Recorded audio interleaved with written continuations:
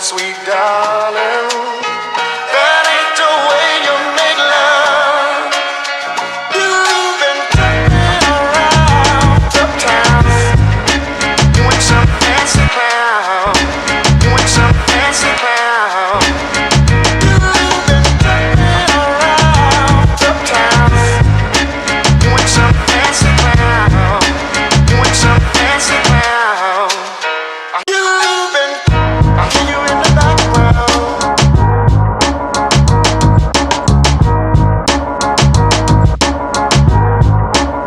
Ooh, I hear you in the background.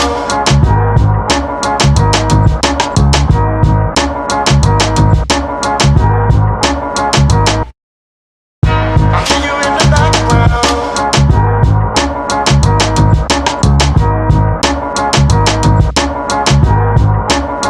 Ooh, I hear you in the background.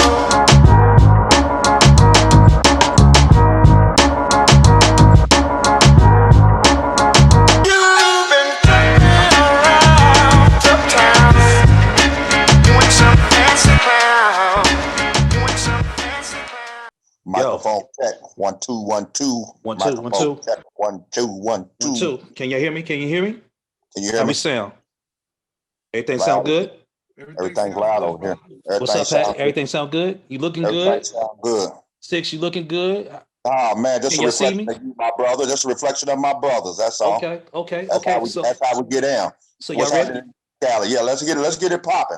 Let's get it. And Hey, now, hold on now. Now listen, we do not own the copyrights of this music at all. but we do own the right to get busy. Let's go. Oh, one time for Fat Blood. Hey, ladies and gentlemen, you are now rocking with the best. 23rd Street's finest. Back alley fellas. We back again. Hey, how you doing? How you feeling? Good God. Let's go.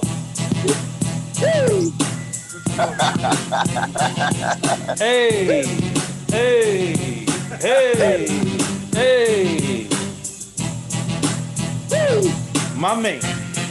It What feels it do? good. I can't call it. I can't call it. One more time in the house, dog. Yeah. You know, we can't play it too long. We don't want nobody to come sue us.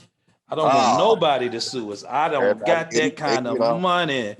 Not at all. Hey, everybody wants to get a little bit of something for nothing. Yes. Ladies and gentlemen, welcome to another episode of the Back Alley Fellas podcast.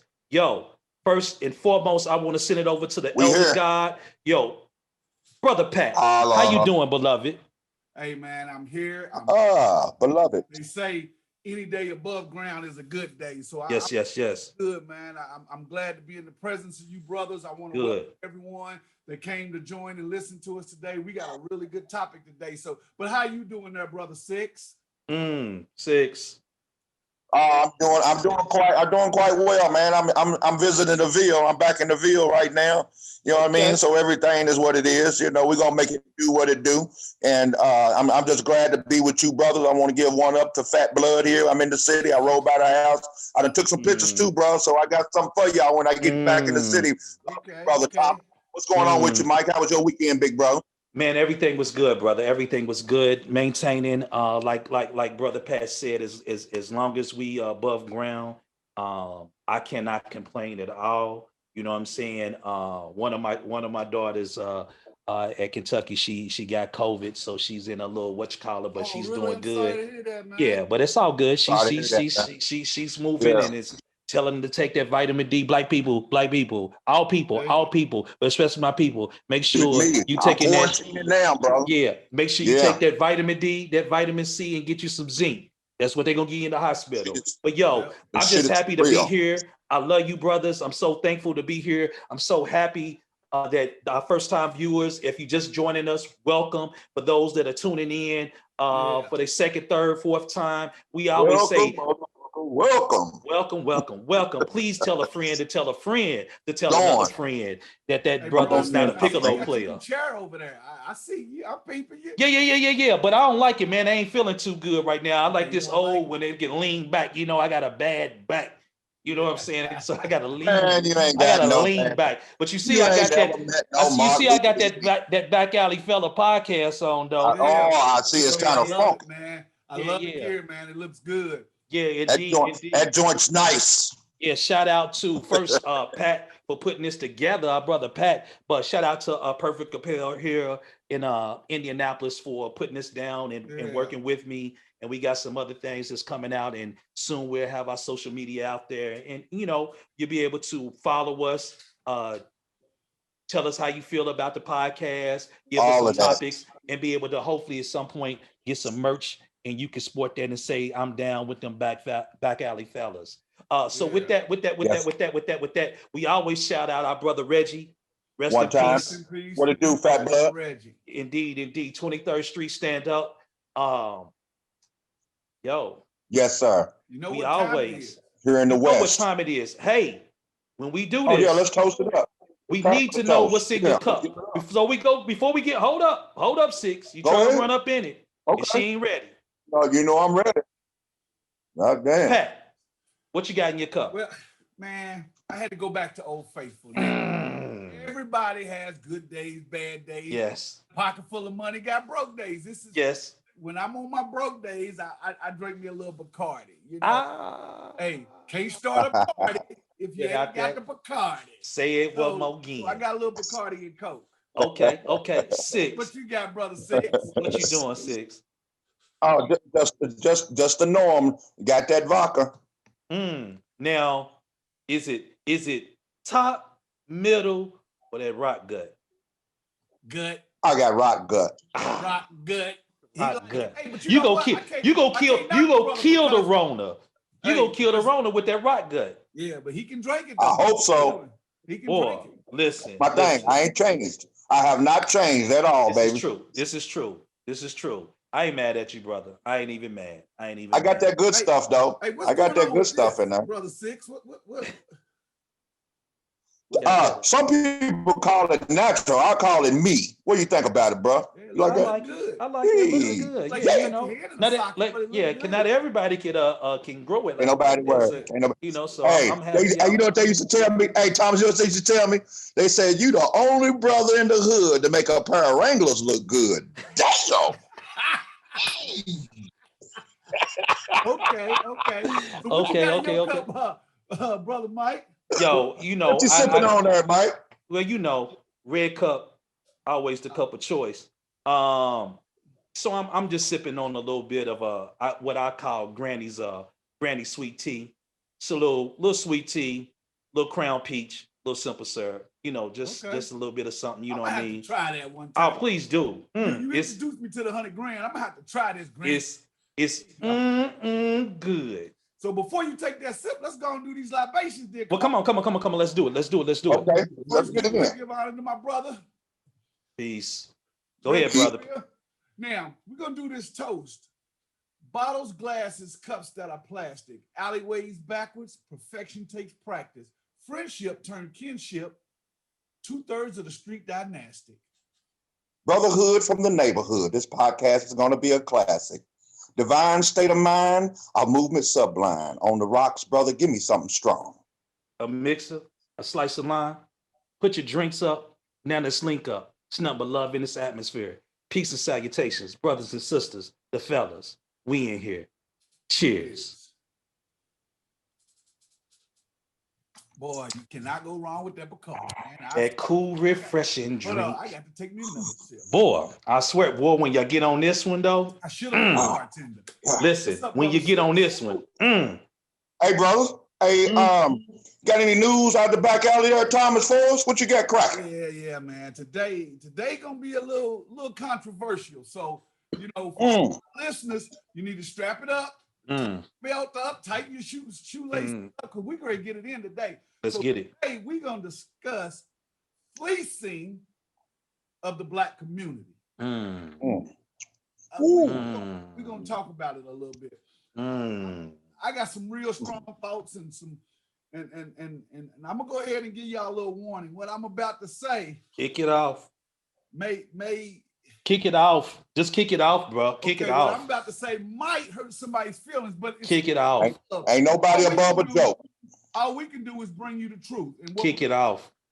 So, you know, as I thought about this conversation, brothers, I was like, what angle can I come from? Let me walk with you. No matter what direction I took, I kept coming back to this.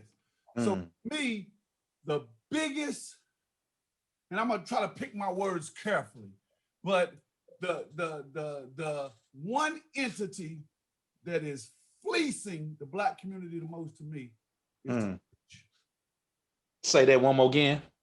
To me, the one entity that's fleecing the Black community the most is the church. Now, Ooh. God wholeheartedly. Hold on, listen. Oh my God. I believe in God wholeheartedly. I trust him. He's my savior. But to me, it's a travesty what some of these men are doing. And just for conversation's sake, I'm gonna throw it out there a little bit for you because you know what the numbers got. Yeah. So right now, it was reported in 2013, because they do these particular statistics every like 5 or 6 years. Black mega churches had took in over $420 billion, which is averaging roughly $12 to $13 million a year. So if you do the math and you go from 2013 at 420 billion to 2020, I ain't even gonna try to do that, man. Here's the thing. Wow.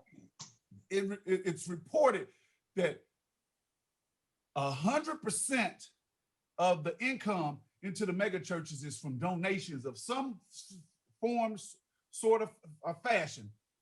60 to 75% of that income goes to staffing. Now, within the staffing, I hate to say it, but we're gonna talk a little bit. Can we talk for a minute, brothers? Please. Pastor? Absolutely. This is what we hear. Pastor.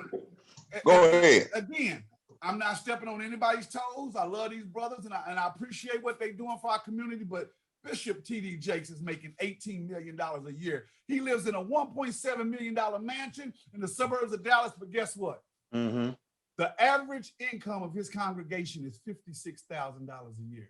Hold on, a couple more, just bear with me for a second. Creflo Dollar made $27 million. Owns a private jet, drives a Rolls Royce, and lives in a $2.5 million apartment. The average income from College Park, Georgia is $29,600.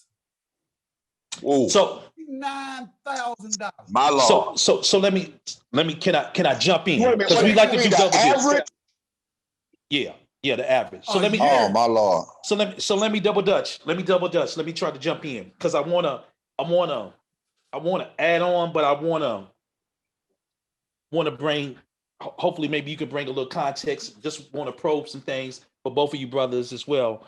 I've had these conversations, and my wife and I, we've had these conversations, and so one of the things that she's brought up, and depending on the day, I understand and I can rock with it a little bit. Come on. Do we look at the Black preacher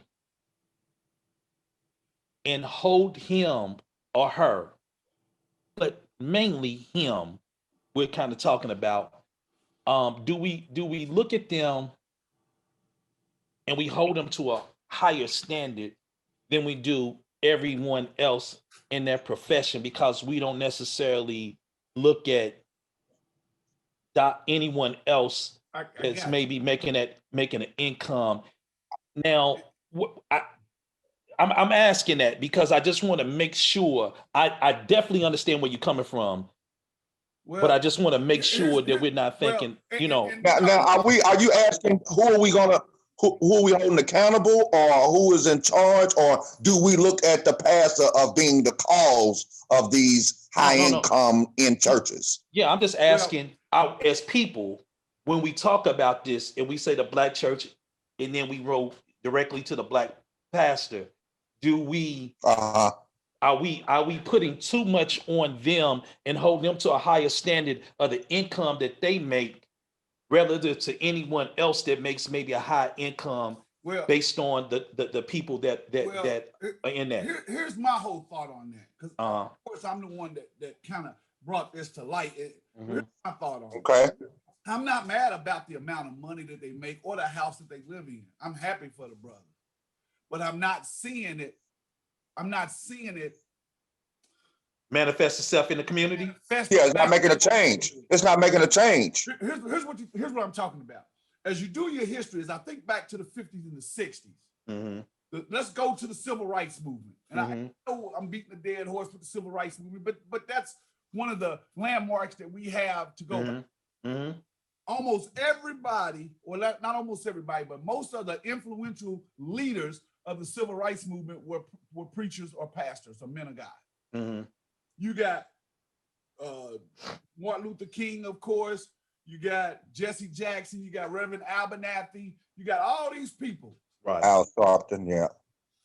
With all that's going on in the community today, with the police brutality, all this, In racial justice, all of that. Yes, sir. pastors I'm walking with you. the marches. Now you taking money. We got grandmothers like my mama. My mom is below poverty on fixed income, and she probably spends a third to almost half her check on tithes whether she's in church or not. So you taking these people's money, but you're not out here fighting for George Floyd and all the other ones. I'm with you when you're right. Well, on TV, I haven't seen nobody leading a march. I haven't seen nobody on a lockdown getting locked up. You living in my point is, you living in your $27 million mansion, and you taking the money of people that are out here marching and getting beat. But where are you at? Yeah. But now for me, well, go ahead, Six. Go ahead, Black. My main concern on that, on just to walk with you just a little bit, and then I'm gonna jump up off of it, is that those who are those sheep that you're leading, if not you, then what about those ones that you're raising to make a change? You ain't made a change in the hood at all. From what I've seen, I mean, the young ones with the guns that's killing each other. Why ain't you took none of those young brothers and turned them to the ones that's doing the killing to go and kill them, not want revenge, or to pray for them, or to take a group of the young sisters and show them a better way and see the church making a change in the community? I haven't seen the change of your youth or your ministry or anybody in the pulpit that's done anything to add up to that. I just want to, if not a change of yourself, how about the ones that you want to? Who's the next pastor? Are you training? I ain't seen no change. I want to see a change to make a brother or sister's life better, and I just don't see that. So, but here's the thing: during this pandemic, that they're saying don't have no jobs, don't have no food. Right. Yeah, my point exactly. So yes, sir. I ain't harping on their income. But if I got 27 million, why are there any black people in your whole community that's hungry? You could easily take and feed everybody. Well, right. So where I don't, man, all of these are valid points. I think, the biggest thing that I look at from any, I think the church is always, because it's been the staple in our community since we've pretty much gotten here, since they have allowed us to read, certain things. The white man handed him a Bible with the verses he wants to speak on, and you better not speak on nothing else. Yeah, so pretty much. But at the same time, here's the issue that I might have with that thought, because I want to speak on some other people as well, but with that particular one.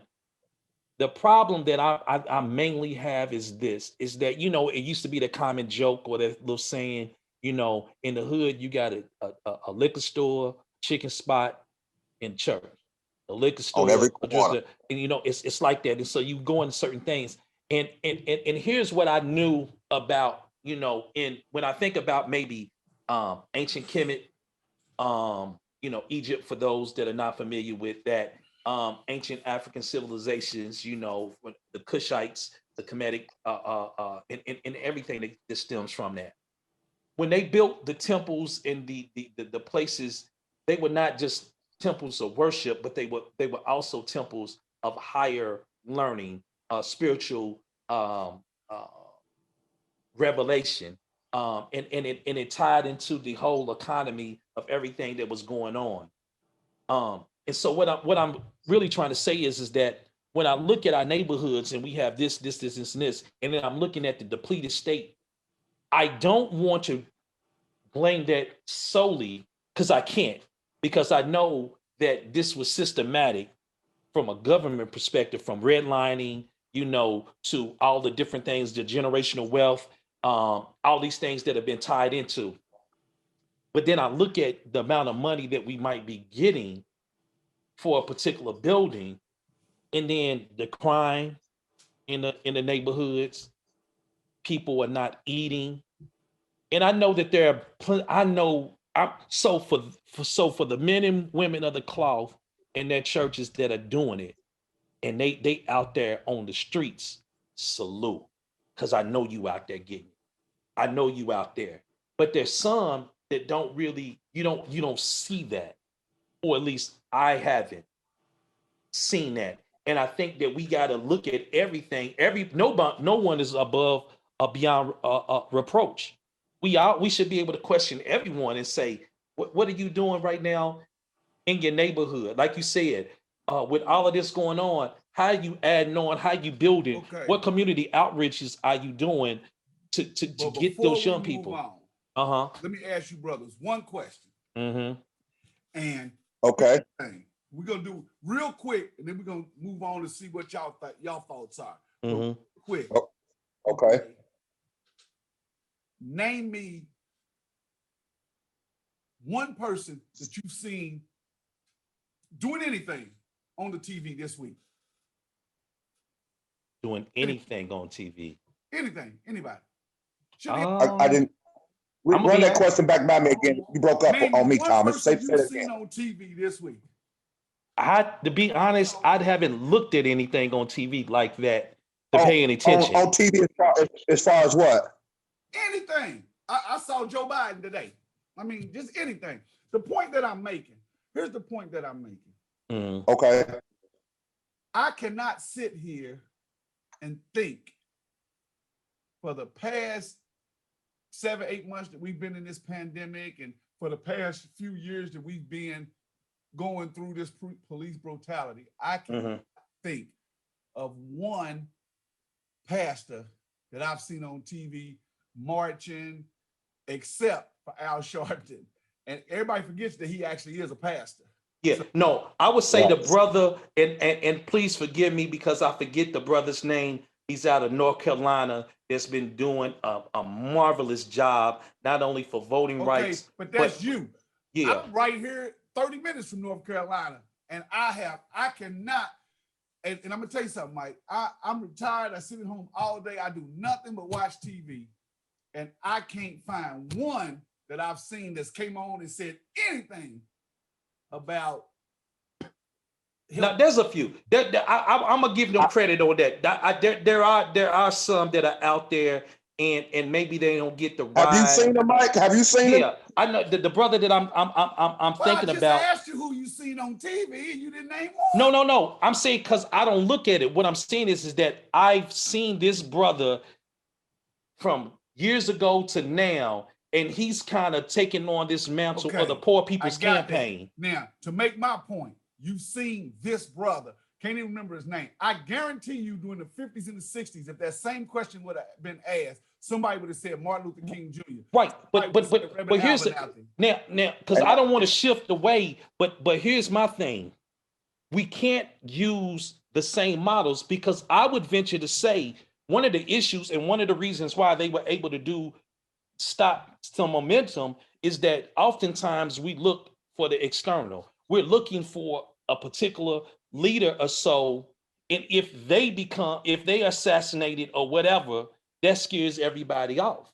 Instead of everyone be a late leader. Now I know that organizational fold, you're going to have certain things, but when we're talking about fleecing, so here's my thing. I get what you're saying. To me, I look at individuals, and I don't even want to give, say the names or nothing like that. But I look at people. Us doing this if we ain't gonna say no names. I mean, well, because I don't want to give it. So I'm gonna use like I've been watching a lot of stuff. So we gonna sugarcoat. Nah, brother. No, no. I share the No, name, I'm just brother. going You know by what I'm what you saying? say. Yeah, I share the name. No, brother. So I look at Sugarcoat it. uh man, you keep talking up the side of your neck, man. You know what I'm saying? I know Which you the side is older he talking brother. out of? I don't know the one that need to get I'm sprinkling Ah, sugar. look at him sprinkle you the know what I'm salt. saying? Uh-oh, Yeah, he yeah, got yeah, yeah. No, game. that ain't He salt. got That's sugar. game. Now, so I've been watching some Ah, videos on I watched some videos. That's why Umar Johnson. You know what I'm I seen saying? Farrakhan, Yeah, I don't really pay a brother lot of attention. polite. I've watched a few of his, but I've mainly been watching stuff on Umar and this whole school thing. And I've been But watching people really. Bootsy, Mo but 3. I actually, we seen kind him. of got off subject. So I ain't even really talking about. I'm speaking of the amount of money that's going out of poor black What that's what I'm talking about. to the I'm looking at churches. people that are scamming. I'm looking at people Yeah, within the quote unquote conscious I just don't community. feel that Ice Cube, 50 Cent, somebody should all them should brothers. you should Everybody be. doing a good job to I me. just don't. And me personally, I just don't feel that you should be ministering to a group of people that only make $30,000 a year, but somehow or another you making 2.5 million and living in a. Yeah, I mean, I would say that I would tie that the same way with CEOs and things of that nature, but I recognize at the same time, there's a conflict. If we're just going to stay in right now in that church scenario, there's a conflict because you have that and I apologize because I can't think of the Okay, term well then right I'll now. step in then. Who brought this religion in the first place? And See, why that's are we a doing it? And how they get paid off of it? And who should be punished for bringing it? See, that's a whole different subject, brother, that we're gonna touch on. But Yeah. because religion is depending on who you ask, Okay, then let's get to the root of the matter then. That's all I'm saying. but that ain't got nothing to do with that. Don't have nothing to do with this. It really don't have nothing to do But with we this. talking about fleecing. Yeah, we talk about fleecing of the So community. so you don't think. So what is fleecing of the Here's neighborhood? question. So either one of you brothers don't think, and let's forget about the church. Mhm. Anybody that is making millions off of a predominantly poor neighborhood, you don't think that's fleecing? Brother, that's Okay, so we take that's the capitalist system. so we That talking about is dope dealers. capitalism. We talking about dope dealers and all that in the neighborhood selling We dope to the, all of yeah, that, all of that, and they're all of getting that. So selling when fruit I think flavor. about it, because there was a second part to it of what, and maybe we'll have to come back to it at a later date of what do we do and how do we, what do we do with those people? So Right. highlighting those same people, dope dealers, pimps, whatever, in any institution, within the conscious, within the religious, within the secular sector, that's a pariah on poor people and just people in general, that I have an issue with that. But especially with black people that are supposed to be people that that are supposed to be helping their community Let me have and a drink, oh y'all. and turn around and are taken, but you don't really see anything coming back in that you can tangibly And touch. That's a my problem. point right there. That's the problem. And- That's and- the and- and- problem. That's the problem that I see. That's it. I see Yeah. because there's, a lot of these churches you can't talk directly to the pastor. There's 5 associate pastors, and you got yeah. a problem. They taking W-2s to see how much you make a year. There was one particular. Now again, I'm gonna be like Brother Mike. I ain't gonna say no names, but there was a particular Well, I church said a name. that So say a name. a brother passed away, and he didn't live, let's say, a Christian lifestyle, but they asked him to do the funeral and stuff at the big church, mainly because of the size and the amount of people that was going to be there, and they refused. And he gave money. He gave plenty money. But they refused to do the funeral. So what church refuses to do a funeral of a, So that's all I'm getting at. So let's move. No. I'm with you. I'm with you. And I'm not saying they all bad. Don't get me wrong. For everybody that's listening, I'm not saying they're all bad. I'm just saying I don't see. I think Mike worded it great. The amount of money that they're making, I don't see the return into the neighborhood like they did 50, 60 years ago. And I think that the issue is that we don't have enough people holding people accountable. Now to Six's point, as it relates to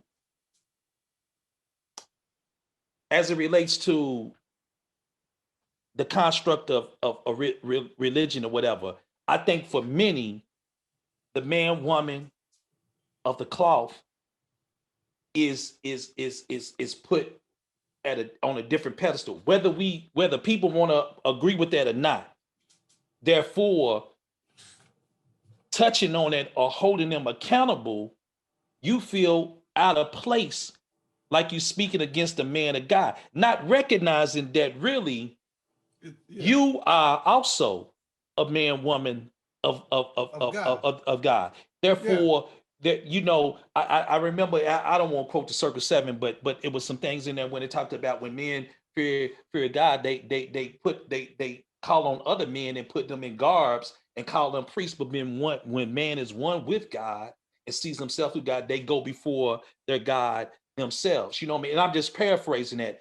But what it really means is that we have to be able to hold these people accountable. We have to be able to get into neighborhoods and talk. So if I was looking at church, I'm saying, where are the men? This is why I said in one of the podcasts that we talked about studying certain groups, whether you agree or disagree, like within the nation, and seeing how they get people right. Now, whether or not they on point in doing those things like that now, but with the fruit of Islam or whatever the case might be, being able to get men disciplined that can patrol the neighborhoods and have a certain amount of respect from people, that they don't cross that line and get into those neighborhoods to be able to talk to these young brothers and sisters that are killing one another, because that's fleecing. Or to To get make these people change, from to make change. that are Yeah, taking yeah. selling dope in your own neighborhood, or fleecing, like I said, with the people that scamming on these schools and everything else, and people believing in them because they want to see something better happen, and they out here just scamming, taking money, and they don't do nothing. Like brother, you got to have a project manager to do this. You don't have none of this stuff, but people still giving because they believe in that hype. Or when you see young people and you like, well, wait a minute, how we got all these thugs? Because this is fleecing too. This is fleecing of manpower, of woman power, of resources, of our young people, of our future. When you got people you step on or they doing well, and you ready to blast them. But man, you got folks that you got a young brother that got killed in Mississippi, and the story is coming out, and ain't nobody riding down there. Where are all the thugs at that are shooting up one another, but ain't gonna do how y'all fleecing the community? What, like, Yeah. there has to be some accountability to that. But then also, at a point, what do we do? I remember reading this, pardon me, and I don't know if this is actually true. This was a quote. So it was this African woman, right? And it told this story. They said when the woman wanted to have a child, she was told to go and sit by this tree and sing a song.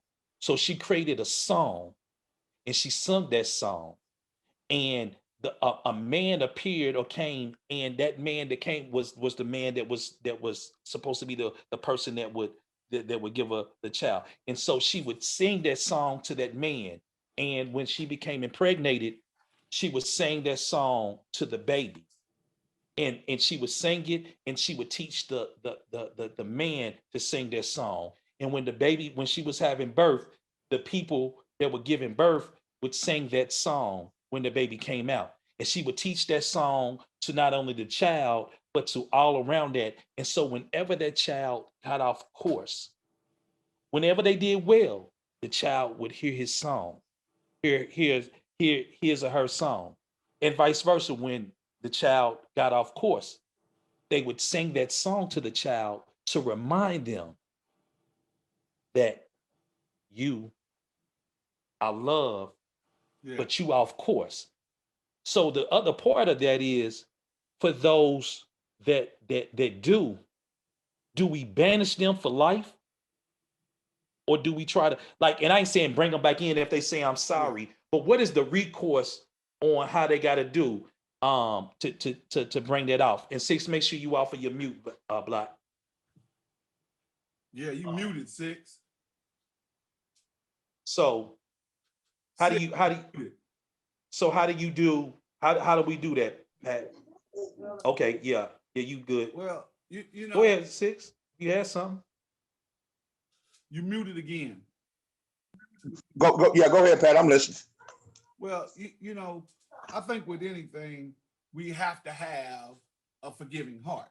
And depending on what they've done and how they, and if But are we too forgiving, Pat? Huh? Are we too forgiving? Think we as a people, we too forgiving. In some cases we are. In some cases we are. But truthfully, I think the first thing we have to do is come up with for lack of a better term, a universal definition of fleecing. You muted again, Six. So, you know, you can look up what the Webster dictionary says, but again, who wrote the Webster and who came up with that? So Yeah. we as a community have to decide what we think is fleecing. And I totally agree. It could be from the local drug dealer that's making a pocket full of money off of the poor individuals that are addicted to this drug. It could be the local church that's, you know, and again, don't get me wrong, I'm not bashing the church or the pastors, but I just have a problem with a pastor that's ministering in a community that's averaging $30,000 a year. He's got a Rolls Royce, a private jet, and a $2.5 million mansion. So I just have a problem with that. I'm with you. So on the flip side of that, Thomas, with nothing. right? Yeah. So on the flip side of that, Thomas, and I don't want to just stay on this, and I'm not bashing the preacher or the dope dealer, but you take the dope dealer that don't know nothing but that, and that's where he was raised from and how we do it. He's making just as much money, if not more, with the same cars and houses and stuff like that in the same community. Who's the worst? Is it the preacher and the dope dealer, or both of them together, or even those who are CEOs or ones that's gotten fired and come into your neighborhood and tell you that they're giving out free phones and drawing blood and doing this and getting your social security number and using your credit card and all that to rob you of money without you even knowing? You know, how do you fleece them? How do you, what set of laws and constitutional rights and stuff in our own community do we have, and how do we set that? Because we're talking about a wide, broad spectrum of people who are using people, and this is just not in Black communities. These are in white communities or anybody that's being used. What do we do as a community, as us three brothers? Because, you know, like I said earlier, let's get to the root of the matter. There has to be laws that's set, and when you break a law, there has to be a punishment. I agree. Don't get me wrong, brothers. I'm not saying there's not other people. But right. Just using that as an example. If you remember, I started off with who is the greatest fleecer to me. And that's you. And you got all that right. Yeah. You got people that are barely making $30,000 a year is poverty. But yet you got these elderly people that are on fixed incomes and they're taking these tithes to the churches for their afterlife, but they can't even afford their medicine for their life here on earth. No, it's so what do we do with those brothers? What do we do with the pastors? So if I got 27 million, why can't, if nothing else, at least for anybody in the neighborhood that can't afford their medicine, I get their medicine for them? Well, here's part of the issue. Here's part of the issue. One, to you, this is a part of the issue to you, in your point of view, Mike. Don't put that on all of us. Don't generally speak for me. brother, That's you, brother. if you don't calm down, I'm Okay. gonna jump through this. I'm gonna jump through this thing. You don't calm down. You know I gotta So go there. I gotta get yeah. that crowd too. Hey, no, Trump got listen. him. Shit, Hey, Trump got him. Trump came in your listen. neighborhood and took everything you got. Look at you, boy. Look at you, boy. You do your hair, and then you got all kind of things. Listen, you gonna have to get on that. You gonna have to stay away from that rock gut. You get away from my nigga. There again, brother. You speak for yourself, brother. So check this out. What I would Come say on, this. each one teach one. Come on, brother Mike. If we were sitting there, one, if we can get back into the community, because I think for us, many of us, we moved away and our neighborhoods became hoods. Even though we know that it was segregated and things of that nature, our neighborhoods became hoods. So those that have some knowledge of self, knowledge of spiritual growth, financial growth, affluency, all those different things, education, we moved away and we left everybody Right. else to fend.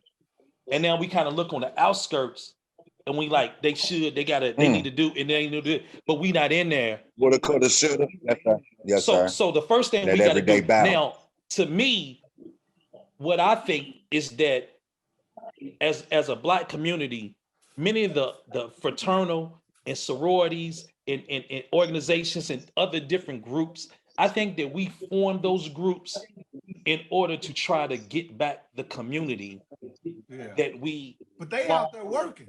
They out there working. They out there working, but what we try to do is bring all of them resources, but it stays at a particular level.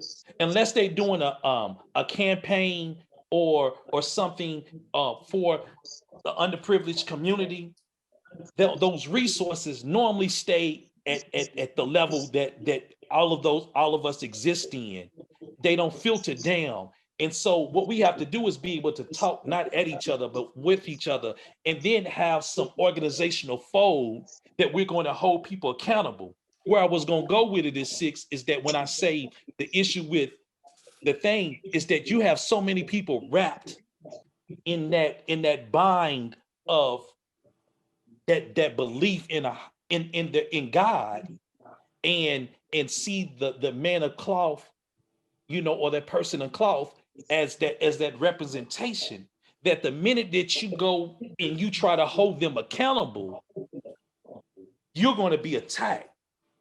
And so you almost got to have that mercy on them, because you like, hold up, you coming at me, but I'm really trying to, I'm asking this, I'm trying to hold these people accountable to say, wait a minute, it's too much money that's going out of our community when we don't have the elected resources. Unless, I see you taking those resources and buying an apartment complex for low income and housing things.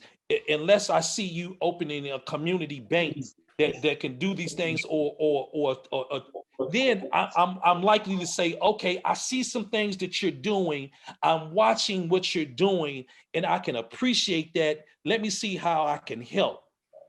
But and then I know that there's others that's just holding on. I think that right now with this COVID and everything, I think one of the good things is that you seeing that, man, you could do this virtual. I know they like, you got to come in, but you don't need that building unless we go build institutions of higher learning, or financial institutions, or areas housing for our people. We don't need any more worship things. Now, when we get to a level where we can build grand things that are beautiful, but our streets look that same way, then I'm with that. But right now, we don't need no more of those, in my opinion. What we need is. Well, I tell you what, too. If you look at the situation, not only has it done that and made us realize there's other ways to communicate and come together, but it's just that we've come together. Look at the conversation we're having now about holding those accountable for doing things in the community that's getting paid for, that's taking advantage of some people and whatnot. I mean, some unity is being formed, whether you believe it or not. No, Some togetherness is being formed, regardless of what's going on. But it's forcing us to look at the other hand and seeing the realness of everybody in our community and out. So it's a powerful thing that's going on. Go ahead, teach. But what brings us to this, though, is you two brothers haven't told me or the listeners what your biggest thought is on who's fleecing. I did. Yeah, what I said. What was it? I missed it. I said the brothers in the quote unquote conscious community that are fleecing those individuals, like I said, like the Dr. Umars and all of them people that are doing these particular things. Got schools set exactly. Up but really but when you look at the plan, and I've been following this, and I'm like, that brother does put out a good message though. So. He does to a certain extent, but I think he had to see. I think the ego. You could tell when people when people let's not judge, brother. Let's not judge, brothers. No, brother, I can actually do that. I could be writing, exacting, and judge on this. I can look at this and say, yo, listen, if you telling me that you raised this amount of money and they got receipts on this, and you done bought this buildings that are this, but you can't produce because you're a nonprofit. I should be able to eat whether I gave money or not. I have the right to go out and look to see where the money is located, how much you've consistently been able to raise, where that's going. I don't know that you don't have a project manager. I got a confession to make. Ain't no transparency. Hey, no transparency. To make, Mike. Yo, no transparency. Hey, brother Six, I got a confession to make. I feel you on that. I actually You have what? I actually gave. And there's nothing wrong with that, Pat. Pat. No. That's nothing wrong. What I'm saying is, I did the research and felt like I was scammed. Exactly. Brother Reggie. You felt like he was what? Scam. Brother Reggie talked to me about this brother. And again, I'm not knocking him and what he's doing, but he talked to me and it kind of moved me. So I was in Louisville when he was there. So I went on the website and I donated to it. And then later, some skepticism came up and I started doing some research. And there's no such building, there's no such structure, there's no such. Now he got a building, Pat. He does have a building in Wilmington. It's abandoned buildings. It used to be an old charter school that was abandoned 6 years ago, and he had to buy it. Many believe that he bought it because many of the people were asking, "What you've raised all this money through PayPal and all that. What you gonna do?" Yeah. And he had to buy something real quick. So he spent about $400,000, whatever. My point is that here's what we know. We know this. If you're gonna do something like that, you gotta have what? You gotta have a project manager. You gotta have permits. If you don't have a project manager, miss me with all that other stuff. Because when you're talking about heavy construction, HVAC, all of these different things, but you're still getting this money, you're saying that we're going to open up a school now, and it's going to be changed for many dates, but now you're talking about 1 January. And this is not a bash on that brother. This ain't this. I'm just highlighting this. This because people run scams all the time. I'm just highlighting he's one of the big ones right now. But I'm saying, how you going to open up a school? Where's your curriculum? Who's approved the curriculum? Where are the people that you're hiring for your teachers? January right around the corner. If it's a private school, this is how much money it's going to cost. Some people did a breakdown of how much it would cost if it was one person per for the small school, and you need more, and it's going to cost over $500,000 for those salaries and everything else. And that's just one per. You ain't talking about the amount of more. Like, how you gonna get that just on donations? Brother, I thought about this and how that would work. You scamming. The idea is a pure idea. But you can start small. When he did the interview, all my point is that I see far too many people intoxicated on the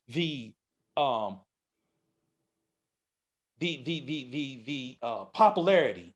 Yeah. And the success of coming and women flocking to them and money coming in, and you can recite and you can spit and you got some knowledge.